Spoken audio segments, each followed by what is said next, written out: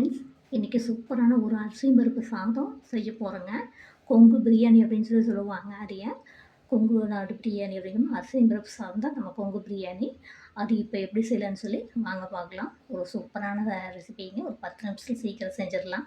ரொம்ப டைம் எல்லாம் இல்லை. அதுக்கு ஒரு ரசம் இருந்தாலே போதும். அந்த சாப்பாடோட வச்சு சாப்பிட்டுக்கலாம். அப்படி ஒரு காம்பினேஷனு. வாங்க ஃப்ரெண்ட்ஸ், இப்போ அந்த வீடியோக்குள்ளே போகலாம்.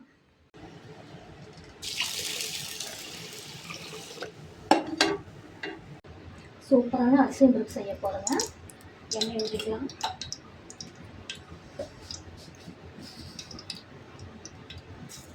கடுகு,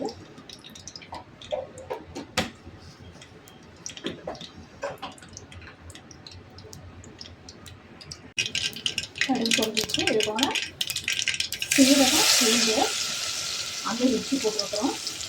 அதுக்கு வந்து 10 நிமிஷம் வெங்காயம்,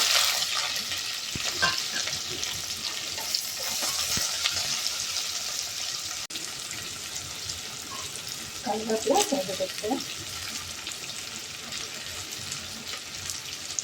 வரமிளகாய் 3 மிளகாய் போட்டுக்கலாம். காரத்துக்கு போட்டுக்கலாம்.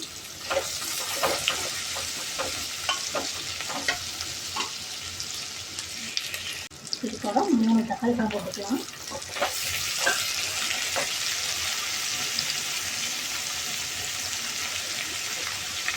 கொஞ்சமாக உப்பு போடுறேன். தக்காளி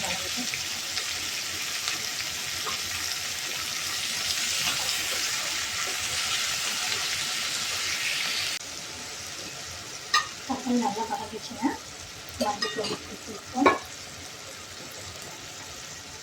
இது சாம்பார் பேஸ்ட்டு,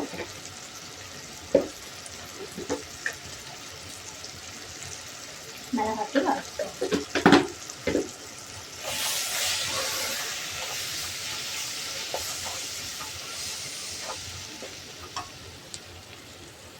தண்ணி ஊற்றணும்.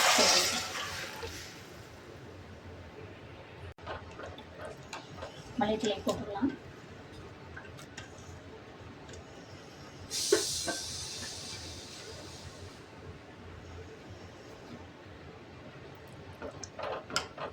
ரொம்ப ஈஸியான சமையல் அது. அரிசி போட்டுருவோம்.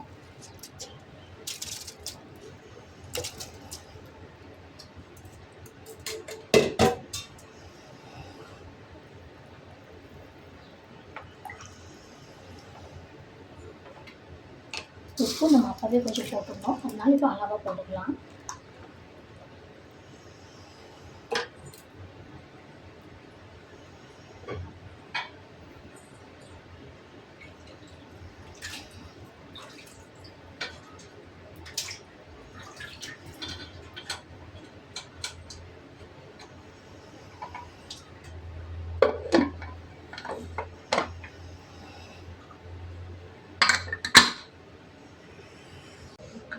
பாருங்கள் ஃப்ரெண்ட்ஸ், சாப்பாடு ஆயிடுச்சு. சூப்பரான அரிசி சாப்பாடு தயாராகிடுச்சுங்க.